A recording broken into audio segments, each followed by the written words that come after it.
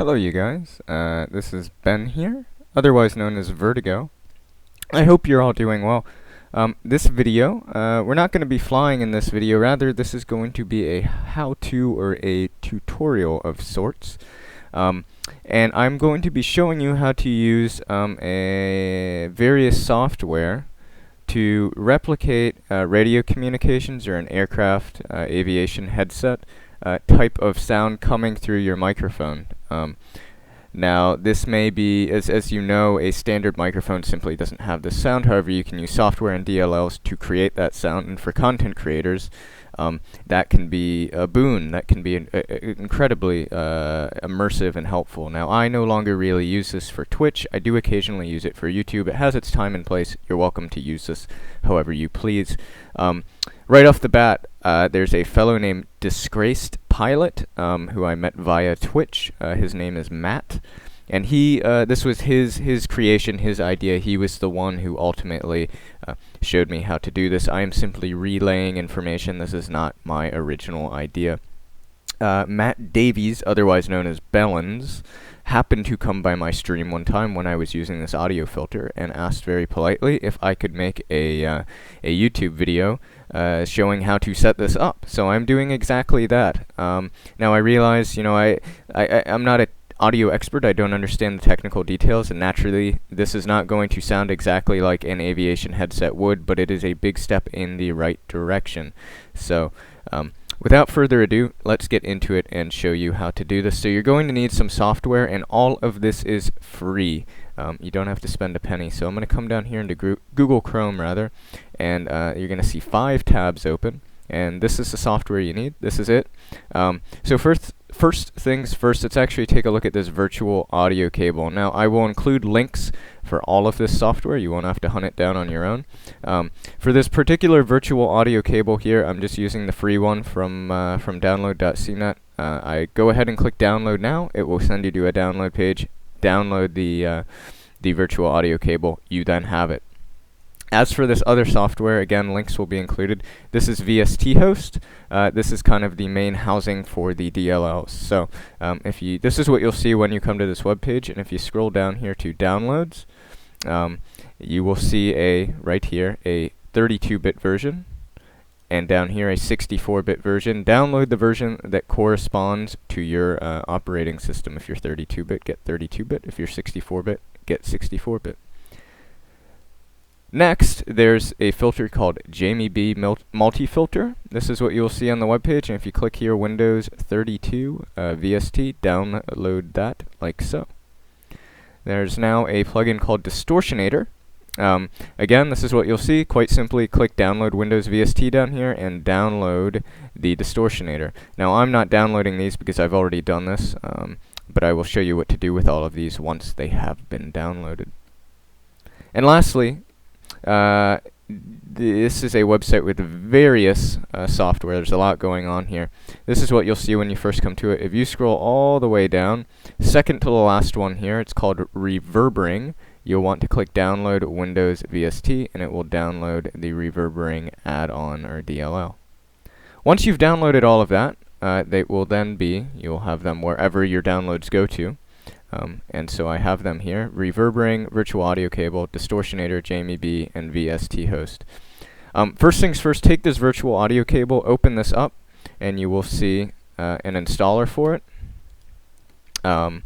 If you're 64-bit, set up for 64-bit, run the 64-bit installer. If you're 32-bit, run the regular 32-bit installer. That will walk you through the process of installing the virtual audio cable, and once that is done, that is done. You don't have to worry about touching the rest of this. You will then have a virtual audio cable in your Windows sound mixer. As for the rest of this, what you're going to want to do is you're going to want to unzip these to individual file locations. So VSTHost, JamieB, Distortionator, and Reverbering. There's no particular location that they need to be, but you do need to take these and you need to unzip what is in there to a file location of your choosing, and each of these zips needs to have their own folder. You can't put it all in one folder. So I've put mine on my desktop. You can put yours wherever you want, and once they are there, you're a good step towards having this done. So you have Reverbering, VSTHost, JamieB, and Distortionator.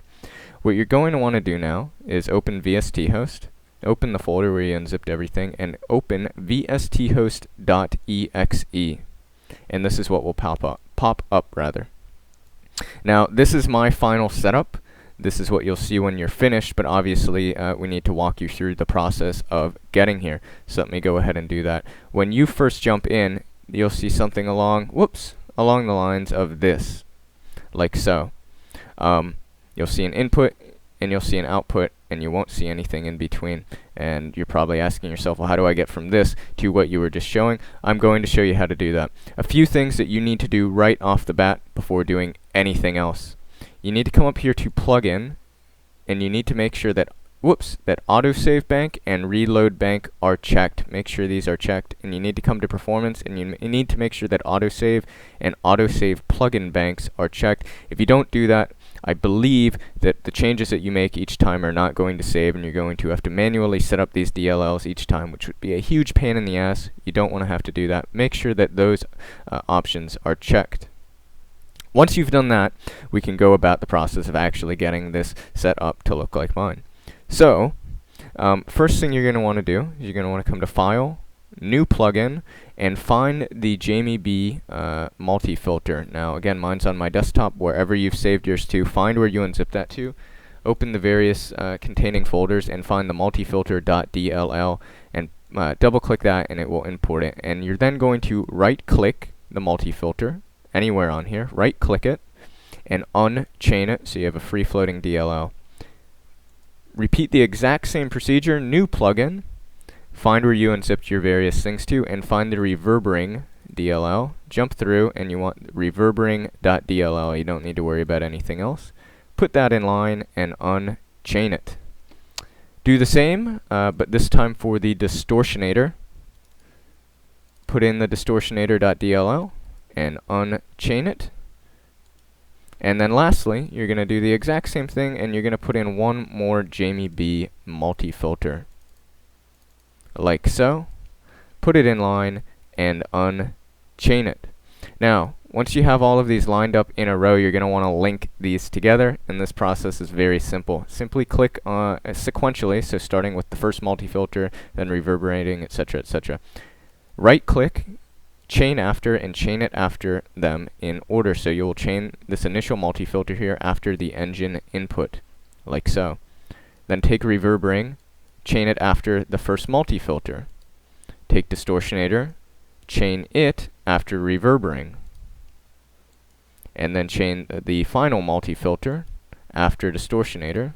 And lastly, to spit it all out, chain output here after the final multi-filter. And you now have a clean line here from the input of the sound through these various DLLs, which will be affecting the audio into the engine output.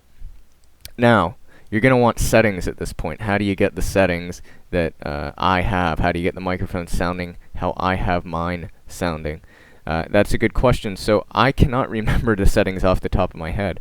However, you're more than welcome to copy mine. So if I come into my personal settings here, which I have labeled Flight Sim Sound, I will now show you the settings for each of these and kind of explain why I have them the way I do. And you can mimic them or tweak them as you see fit. So if you click here on the top right, or on the top row on the far right, second to the right here, you'll see it looks like a list and a little adjustment bar. This is how you tweak the settings of each of these DLLs. So click like so. And for these multi-filters, you can see lower cutoff, upper cutoff, filter mode, and number 3. So for this particular filter, number 3, keep this at 0. For the filter mode, you want band pass. For the lower cutoff frequency, you want about 300 Hertz, and for the upper cutoff frequency, about 5,500 Hertz. Tweak this as you see fit. Totally welcome to. Get the sound that you want. This is what I find works best for me, but you are welcome to adjust these, of course. This is your software, your microphone. Get it sounding how you want it. So that's the first multi-filter. The second multi-filter, let's do this one next. So this one down here on the far right. I mimic the settings nearly identically. Now obviously you're not going to be able to get the units exactly the same, and that is fine, but try and get them roughly equivalent to what you did in the first multi-filter. That leaves us Reverbering and Distortionator. So with Reverbering, you're going to have a whole bunch of options here. For these first 4 options, size 1, bright 2, mix 3, and wide AB, I set these all to roughly 0.25. Again, adjust these, see how it affects the sound, get something that you like, but for my settings, I have these all at about 0.25. Internal, you see 4 internals in a row. Leave these at 0, and for noise and grain, I set these both all the way up to 1. And lastly, the Distortionator. So I set the distortion to roughly 50%. You can tweak this, see what you like. Either side of 50% should be good. I have mine right there at 50. And then output and input gain, you want these at 25% roughly, and you want type at 0. So this is all done. These are the settings finished. How do you get this going from this particular application to an audio source that you can use for OBS, FRAPS, etc.? How you do that is you come up here to Devices, you go to Wave, and you can select Wave Devices. You have an input, an output, a sample rate, and a buffer. In the input, select your microphone, whether it be a USB microphone, a microphone that you have plugged into your sound card. In my situation, select whatever microphone you use when you're streaming, when you're recording, etc. Where your sound is going in, this is what you select for input. Output, you want to select VAC, Virtual Audio Cable, MME. So this is going to be the microphone, or rather the recording option. You want this coming out through the virtual audio cable, and this essentially acts as a microphone by proxy, so to speak, if that makes any sense to you. So the output is going to be VAC, Virtual Audio Cable. This is going to be your microphone by proxy. It's going to take this sound going into your microphone, it's going to run it through these various DLLs, it's going to filter the sound, and it's going to spit it out through this VAC. For the sample rate, you can mess around with this, but I keep it at 44,100 on the sample rate. And for the buffer, again, there's so many options here, but when this was set up for me with the help of DisgracedPilot, we used 2100 samples, and that's what he recommended, and that works well for me. So these are the settings I would recommend. And this is how you get it to export this sound out from the microphone, the input, to the virtual audio cable, so you have sound coming out that is usable. The last thing that you're going to want to do here is you're going to want to come up to Performance, and you're going to click Save As, and you can then, using any, whatever bank that you just set up here, give it a name, and you can save it. So in my case, I named it Flight Sim Sound. Name it whatever you please, but obviously you're going to want to save what you just did. Click OK, and that is then saved. One other thing of note that I should mention is that in order for this to work properly, in order for these DLLs to work and filter the sound, this piece of software needs to be open. You cannot close this, and it will not continue to run. This software right here, VSTHost, needs to be running in order for the distortion, the microphone effects to work. Now you can just minimize it, of course, but you cannot close the application. So this must be open and running in order for the sound to go to the virtual audio cable in a tweaked way. For it, otherwise, it will nothing will come through. There will be no sound. So that wraps it up. Now, if I missed anything while editing this, I will either record it again or make a note somewhere in the comments, or sorry, the description of the video. As always, if you have questions, thoughts, you're welcome to ask. If there's anything I didn't cover or anything that wasn't clear to you, please ask, and I will do my best to make this more clear. Again, links will be included in the video, and if there's any oversights, I will attempt to rectify those. But I hope you guys enjoy this. This can be great for content creators and really add to the immersion of flight simulation. I hope that this was helpful and useful, and I hope you guys get something from this. And I will see you all next time. So long.